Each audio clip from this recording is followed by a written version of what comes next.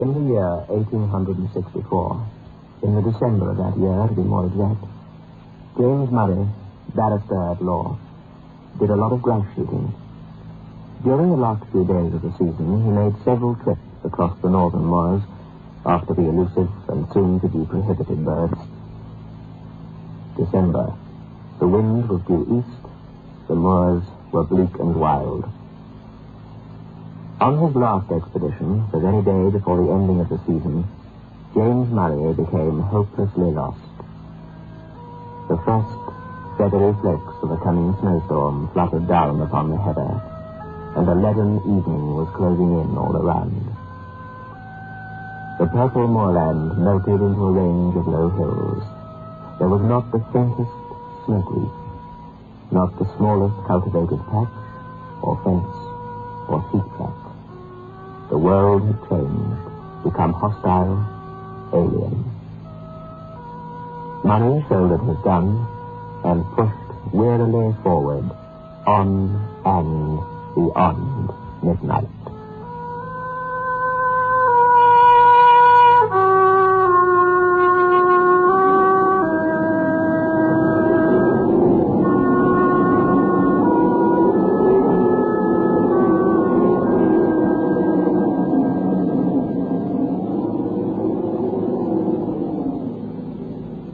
Biotech, the new soap and pre-wash powder, presents Beyond Midnight by Michael McCabe.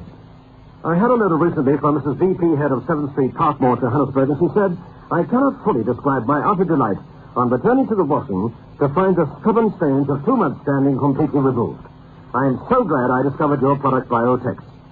And now Mrs. J. Longman of Cambridge, West East London, wrote to say, "Just a word of thanks for your new soap and wash powder, Biotech. I find it almost too good to be true. I've just finished my first packet, and I washed all my baby's woolens with it, and they really do stay white. And what is more, they keep their shape so well, too. Once again, thanks for a wonderful product. I'm just hoping you won't wait too long before putting a large economy-size packet on the market." Well, thank you, Mrs. Head of Parkmore, and Mrs. Longman, for your endorsements. I, too, can endorse Biotech by making certain claims to you ladies, the most important of which is that with Biotech, the stubbornest, the very stubbornest stains just vanish merely by soaking.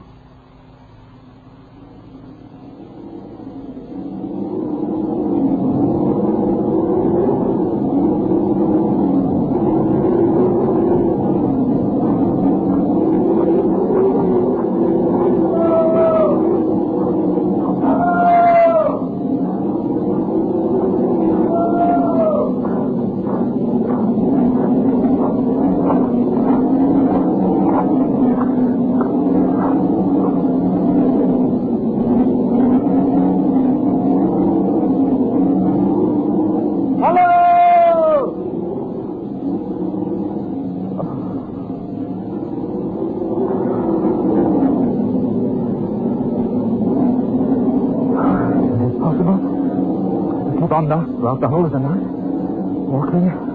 Will there not come a time when my limbs simply fail me? Walking in circles. Circles. Hello! Oh, can you hear me? Here, this way, here. Can you find me? Here. I'd almost given up. I'd begun to think of falling down and sleeping. I must have been walking in circles. Thank God, thank God. What for? Praise be. What for? Well, for you, of course. I began to feel I should be hopelessly lost in the snow. Well, then, folks do get cast away hereabouts from time to time. And what's to hinder you from being cast away likewise? If the good Lord is so minded that you and I shall be lost together, friend, we must submit. But I don't mean to be lost without you. How far am I now from Golding? A good 20 miles, more or less. And the nearest village? The nearest village is White, and that's 12 miles to the side. Where do you live, then? Out yonder. I pray you, keep that lantern steady. You're going home, I presume? Maybe I am. Then I'm going with you. Oh, it ain't no use. He won't let you in. Not he. We'll see about that. Who is he? The master. And who is the master? That's not to you. Well, lead the way, please. And I'll engage that the master shall give me supper and lodging tonight. You can try. Wait, man, wait. Stop for long enough. Not very soon.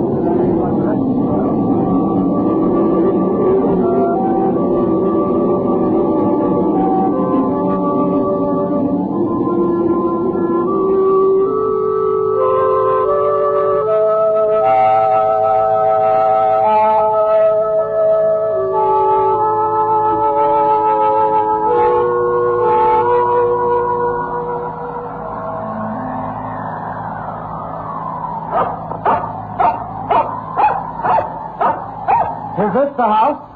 Aye, it's the house. Down there.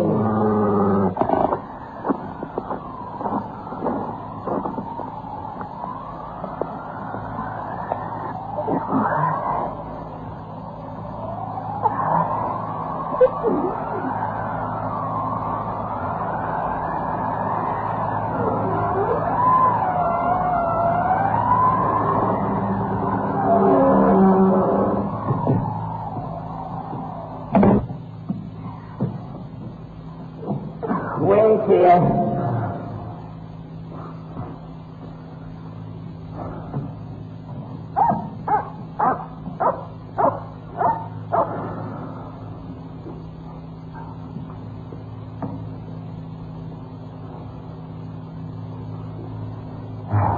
Shelter, at least.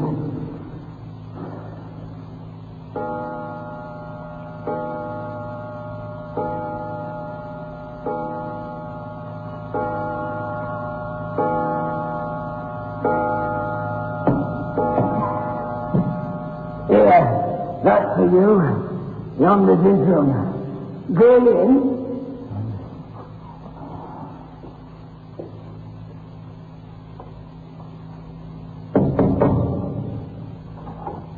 Who are you?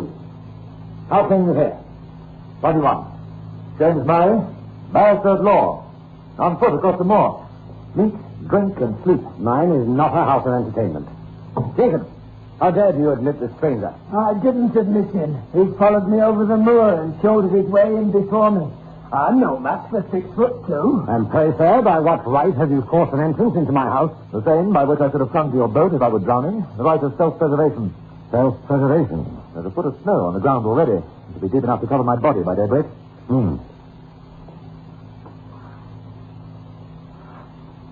It is true. You can stay here if you choose till morning. Jacob, serve the supper.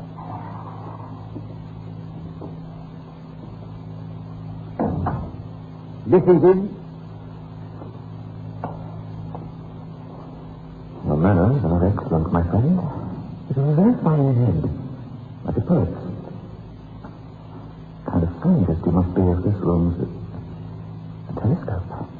Pictures, saints and devils, geological specimens, microscope. And is that an organ in the corner? Books, and more books. Enough to keep a keen man busy for a year. But where did it speak to me about it? He didn't know your name. But there did look like a big from Beethoven. I wonder if you would consider it bad taste if I drew nearer the fire.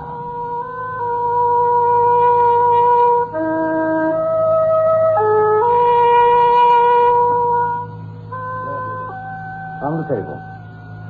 I have only the homeliest farmhouse fare to offer you, sir. Your appetite will, I trust, make up for the deficiencies of our larder. Ham, eggs, bread, and what appears to be a bottle of excellent sherry. My friend, I can think of nothing better. Thank you 1,000 times, thank you. You preserved my life. Please be seated. Was the food upon these dishes be poisoned, I mean? Forgive me, I cannot help it. At least I shall expire with a full stomach.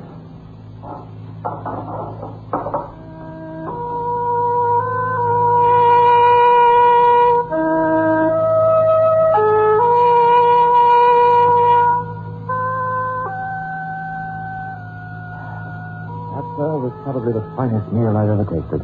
Thank you. To a castaway on a desert island in a storm, a glass of uncontaminated water and the crust would seem manna from heaven. I have lived here in semi-retirement for 23 years. During that time, I have not seen as many strange faces. I have not read a single newspaper. You are the first stranger who has crossed my threshold for more than 4 years. Will you favor me with a few words of information about the outer world from which I have been parted for so long? Interrogate me, sir. I am heartily at your service. My inquiries will relate primarily to scientific matters. If you are not a student of science, no matter. Answer to the best of your ability.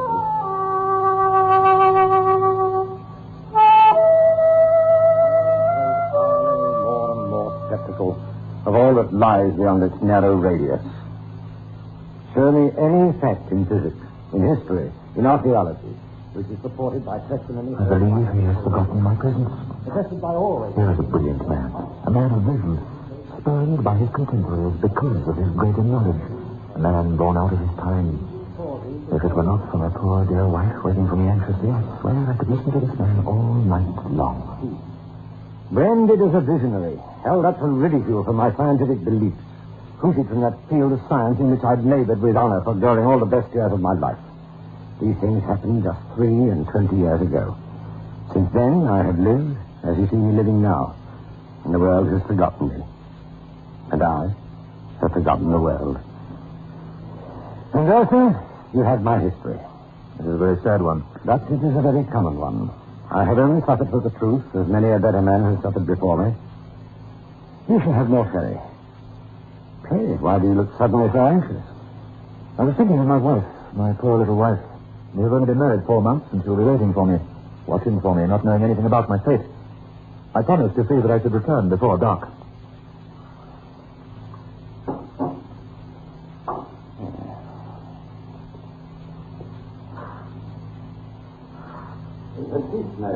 Ceased? Oh, if only it were possible. But no, it is impossible. Walk 20 miles across the moor, even if I could find my way. Walk 20 miles?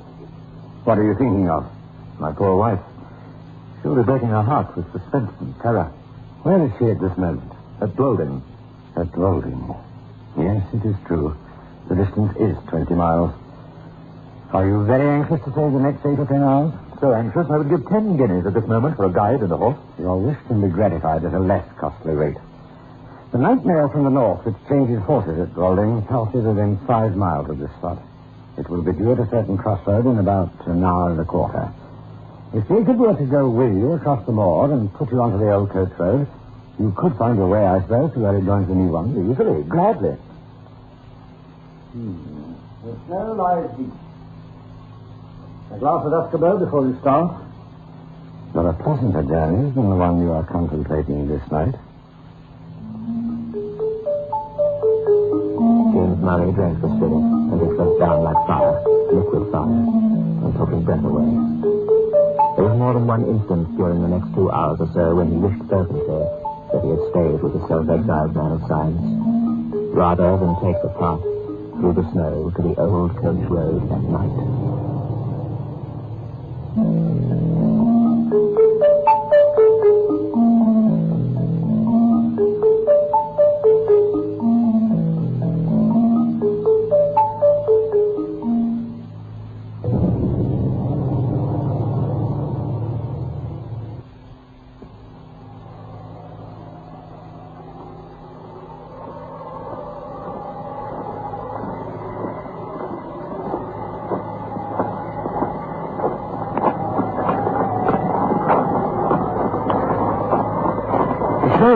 And yet I cannot remember such bitter cold. Not a single star. Your master is a very eloquent man, Jacob. A brilliant man. Deep. Walking is difficult, to be sure. How much further to the coach road? Yeah. After 8 hours of talk from the master, walking with a servant is like attempting conversation with a tailor's dummy.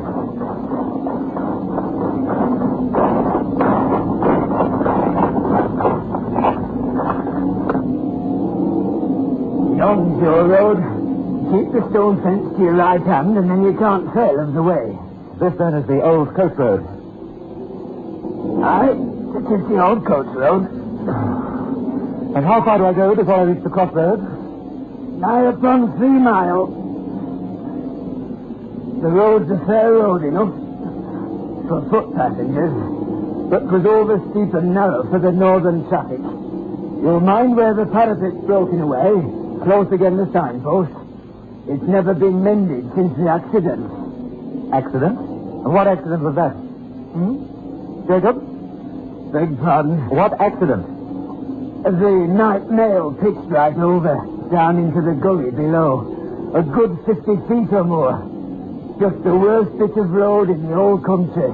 Oh, horrible. Were many lives lost? All. 4 were found dead, and t'other 2 died next morning. Oh, terrible. How long since this happened? Jacob, how long since the accident? Just 9 years. Near the signpost, you say. I'll bear it in mind. Good night, Jacob. Good night. And here. Thank you. I'm deeply obliged to you. Good night, sir. And thank you.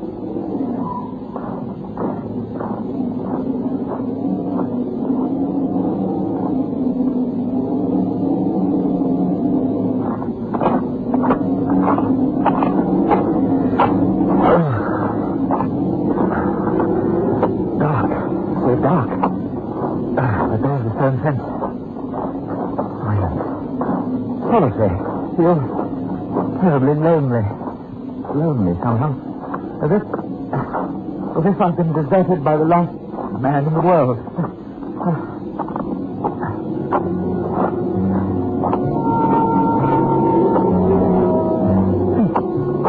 Ice. Feeling that I'm scaling some gigantic ice.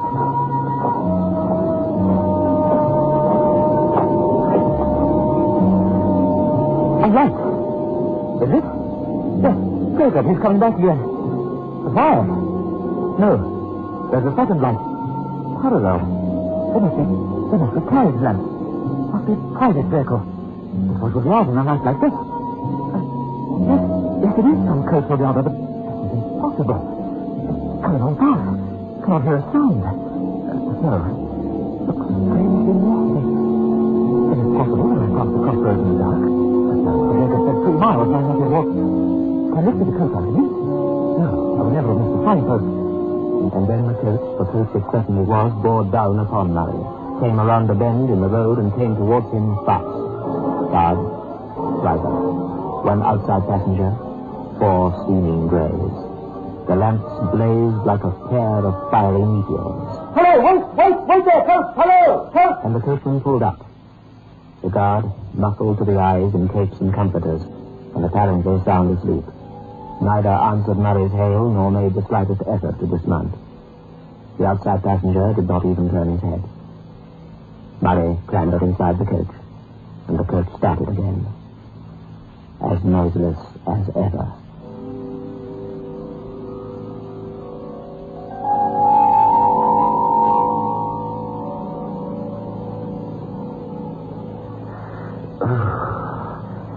Seems as cold in the coach as it was outside. 3 passengers only. And welcome. The world. This is scarcely the friendliest part of the world, I'd say. How intensely cold it is tonight. The winter seems to have begun in earnest. Most friendly. You heard me. I know you did, for he turned his eyes upon me. Damp. Most disagreeable. Smell in here. It's quite like ice. It's warmer than my hair, by far. I can't bear the smell in here. The window down could hardly let in more cold than is already present. Have you any objection to an open window? I said, have you any objection to an open window? Very well, then. I take it you have none? It's rotten. Quite rotten. This window. I'm sorry, excuse me. This window is covered with mildew. Have you noticed? Anybody? Have you? The whole coach is in the very last stages of dilapidation. Decaying. Look. It's hardly safe, is it? How can it possibly be safe? Why, the whole machine is quite foul, and it must have been dragged from some outhouse somewhere. It must have been mouldering away for years. quite deplorable. The regular mail, I suppose, is under repair, yes? The passenger to which James Murray addressed this last remark turned slowly and looked at him.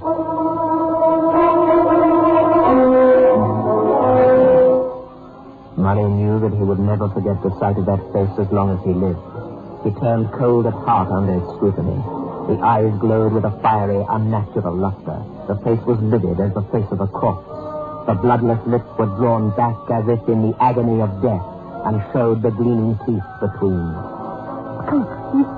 Murray turned to his opposite man. He too was staring at him with the same startling pallor in his face, and the same stony glitter in his eyes. What are you? What are you? And then Murray realized that none of the passengers in that coach were living men, not living men as himself. A pale, phosphorescent light, the light of putrefaction, played upon their awful faces, upon their hair, dank with the dews of the grave, upon their clothes, earth-stained and dropping to pieces, upon their hands, which were as the hands of corpses long buried. Only their terrible eyes were alive, and those eyes were all turned menacingly upon James Murray. In that single instant, brief and vivid as a landscape beheld in a flash of summer lightning, he saw the moon shining down through a rift of stormy cloud, the ghastly signpost rearing its warning finger by the wayside, the broken parapet, the plunging horses, the black gulf below. Then the coach reeled like a ship at sea. Then came a mighty crash, a sense of crushing pain, and then darkness. Brilliant. A man like that. Exile. Fine food. Ceased snowing. Ceased snowing. Ceased snowing. Ceased snowing now. Hopeless. Walked 20 miles across the moor. Across the... Where is it? Golding. Golding. Slowly. Golding. Oh, found it there. Across the... He died next morning. Across the... Next morning. Found it. Across the... He fell. Close against the junction of the old coach road and the new. Oh, thank God you were saved. Thank God. You must have lain for so long in the snow. Soft snow. They found you at daybreak. 2 shepherds. The letters in your pocketbook showed your name, and I was summoned. You were so long in danger. So long. So many days, weeks. The surgeon said you had dreamed in your delirium. Such a frightful dream, my love. Such a frightful dream. Oh, James, my darling, safe now. Dreams. Others may form what conclusions they please. I know that I was the 4th inside passenger in the Phantom coach.